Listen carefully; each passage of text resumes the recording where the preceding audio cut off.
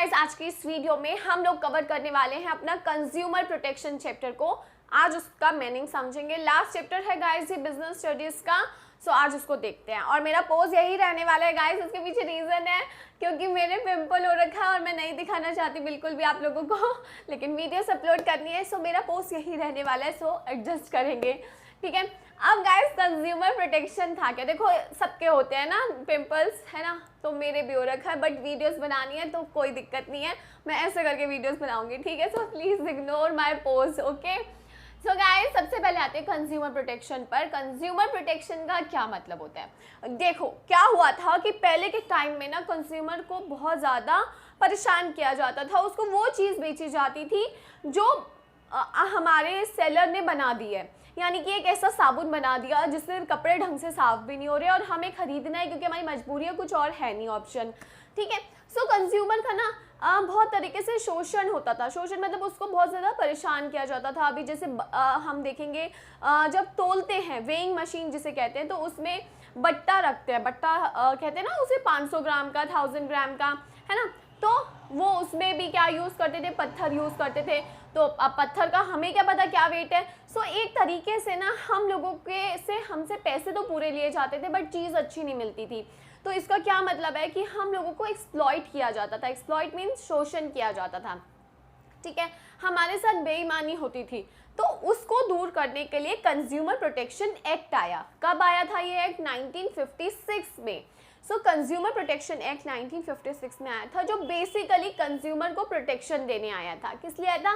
Consumer को protection देने के लिए कि भाई कंज्यूमर को के साथ जो भी चीज़ें गलत हो रही है उससे हमें उसे बचाना है, ओके।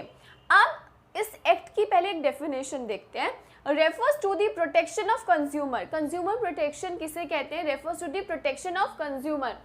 किसे कहते हैं consumer protection? Refers to the protection किसका? कंज्यूमर का। किन चीज़ों से गाइस? 3 चीज़ें हैं जो आपको बार बार इस चैप्टर में सुनने को मिलेंगी और ये वर्ड्स आपको याद भी करने हैं।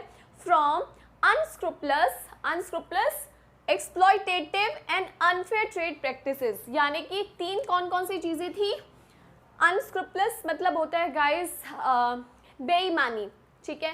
सो बेईमानी, एक्सप्लॉयटेटिव शोषण होना, and unfair trade practices. Unfair मतलब गलत चीज़ें, यानी कि वो जो हमारे साथ गलत हमें सामान पकड़ा देते हैं, गलत क्वालिटी का सामान पकड़ा देते हैं, कीड़ा लगा हुआ सामान पकड़ा देते हैं, दालें। तो अनफेयर ट्रेड प्रैक्टिसेस, जीरे की जगह कुछ और होता है, काली मिर्च की जगह पपीते के बीज होते हैं। सो ये सब क्या है? अनफेयर ट्रेड प्रैक्टिसेस है।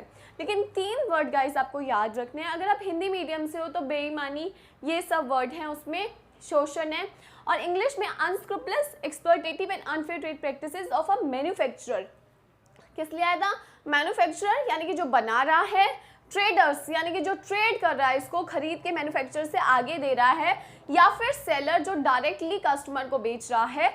इन तीनों से, और अगर कोई गुड्स के अलावा सर्विस में डील कर रहा है तो सर्विस प्रोवाइडर से बचाना। सर्विस प्रोवाइडर में गाइस जैसे हमसे पैसे पूरे ले लिए जाते हैं, एसी बस के पैसे ले लिए जाते हैं, लेकिन पता चलता है कि एसी बस की खिड़कियां टूटी हुई हैं, तो उसका क्या फ़ायदा हुआ।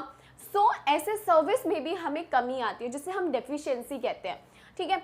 सो हमें इन 3 एक्टिविटी से बचाया गया और 3 लोगों से बचाया गया, ठीक है। Manufacturer, trader and seller and service providers, ठीक है। तो अब ये 4 हो गए टोटल, ठीक है। सो इसका नाम क्या है? Consumer protection. ये क्या था? कंज्यूमर प्रोटेक्शन था। सो पहले की जो अप्रोच होती थी ना, जो ट्रेडिशनल अप्रोच कहलाती है, वो क्या थी? कैवेट एम्प्टर, यानी कि कैवेट मीन्स होता है गाइस सावधान होना, एम्प्टर मतलब जो भी आपका क्रेता है, क्रेता मतलब जो भी बायर है। Let the buyer be aware, यानी कि बायर खुद जागरूक होना चाहिए, खुद सावधान होना चाहिए जब सामान खरीदे। तो जैसे अगर ये शाह की दुकान है तो शाह इसमें राजा बन के बैठेगा और वो बोलेगा भैया जो सामने आ रहा है वो सावधान होना चाहिए, उसको पता होना चाहिए वो क्या खरीद रहा है, मुझे क्या, मेरे पास तो जो सामान है मैं बेचूंगा। तो ये थी caveat emptor, let the buyer be aware. Buyer बेचारे यहाँ पे परेशान रहते थे क्योंकि उन्हें किसी चीज़ की नॉलेज ही नहीं थी, उनको गलत सामान पकड़ा दिया, तो वो बोलता था तुम्हें पता होना चाहिए ना, मुझे क्या पता, लेते जा। हमारे साथ आज भी गाइस ऐसा होता है, जैसे मैं कई बार सामान लेके आती हूँ तो दुकानदार ने अगर कुछ गलत दे दिया और मैं जाके बोलूँ कि आपने ये एक्सपायरी डेट का है, कल ही इसकी एक्सपायरी डेट है, आपने आज मुझे पकड़ा, बोलते तो आपने पहले क्यों नहीं चेक किया। तो it means let the buyer beware, ठीक है। हमारे ऊपर डाल देते हैं, आज भी ऐसा होता है, ठीक है। अब मॉडर्न अप्रोच क्या आई, इनको जब उन लोगों को पता चला कि भाई जो बायर है उनके साथ गलत हो रहा है, तो modern approach I. Modern approach I कि शाह की जो दुकान है ना, अब उसको बीवेयर होना पड़ेगा। अब जो ये है ना हमारे बायर, ये हैं राजा, दे आर किंग नाउ। अब वो चीज़ बनेगी जो ये चाहते हैं। अगर इनको सेटिस्फेक्शन नहीं है उस चीज़ का, इनको नहीं वो चीज़ सही लग रही, तो इसको वो चीज़ें बंद करनी पड़ेगी। So now is the caveat venditor. सावधान रहे, कौन venditor? Let the seller be aware. जो वेंडर है, जो बेचने वाला है, उसको सावधान रहना है चीज़ें बेचते वक्त कि वो क्या बेच रहा है। अगर गलत बेच रहा है तो उसके ऊपर केस हो जाएगा। पहले केस वगैरह होते नहीं थे तो इनके मन में कोई डर नहीं था।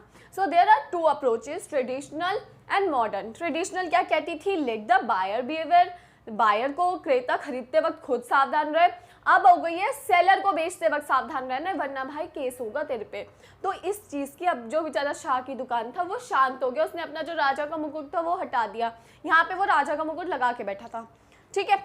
सो ये गाइस दो अप्रोचेज आई थी।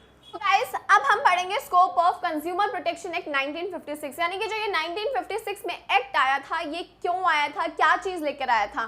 So first of all protect, ये क्यों आया था? Protect and promote the interest of consumer, यानी कि कंज्यूमर के इंटरेस्ट को प्रोटेक्ट करने, यानी कि उसके साथ जो ये गलत काम हो रहे थे इससे उसे बचाने के लिए, और उसके साथ अच्छा काम हो ये प्रमोट करने के लिए। कैसे? Through speedy and inexpensive redressal, यानी कि स्पीडी मतलब उसकी जो भी परेशानी है उसका तुरंत, और इनएक्सपेंसिव यानी कि बिना खर्चे के निवारण हो। रिड्रेसल मतलब होता है गाइस उसका सॉल्यूशन निकालना। सो उसकी जो भी परेशानी है उसका हमें सॉल्यूशन निकालना है, वो भी जल्दी और बिना खर्च के। अगर मुझे पता हो कि भाई मैंने 50 रुपए की कोई चीज़ खरीदी और मेरे साथ धोखा हुआ है, सो क्या अगर मुझे ये पता चले कि मुझे केस पर ही 5-10 हज़ार खर्च करने पड़ जाएंगे, तो मैं 50 रुपए की चीज़ क्या होगा, छोड़ दूंगी कि ले कोई बात नहीं, 50 रुपए का नुकसान हुआ क्योंकि केस में इतना पैसा। सो इन्होंने बोला इनएक्सपेंसिव होना चाहिए ताकि कंज्यूमर आगे बढ़े अपने हक के लिए कि भाई पैसा तो नहीं लग रहा मुझे केस करने में। So inexpensive redressal of their grievances. Grievances means guys शिकायतें उनकी, ठीक है, उनकी दुख, उनकी परेशानी, जो उनके साथ धोखा हुआ है वो उसे कहते हैं।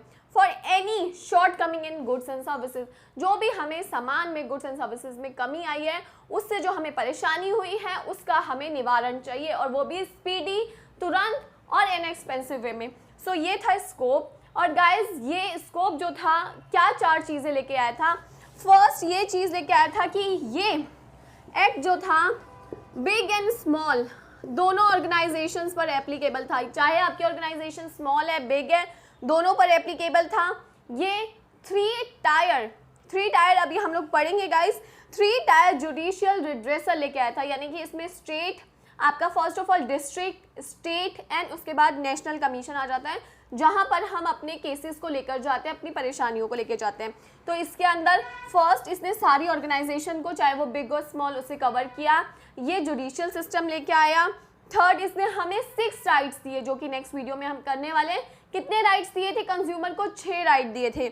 उसके बाद इसने हर एक डिस्ट्रिक्ट में कंज्यूमर फॉर्म बनाने के लिए कहा कि कंज्यूमर की एक फॉर्म होनी चाहिए जिसमें वो अपनी शिकायतें दर्ज कर सके और उनका निवारण हो सके। सो ये 4 चीज़ें जो थी कंज्यूमर प्रोटेक्शन एक्ट 1956 के अंदर कवर करी गई थी। आई होप गाइज आपको ये समझ आया होगा, बहुत इजी सा टॉपिक था। और अगर समझ आया तो प्लीज़ इस वीडियो को लाइक, शेयर, कमेंट जरूर करें, चैनल को सब्सक्राइब करें, बेल आइकन को प्रेस करें for the new videos. Thank you.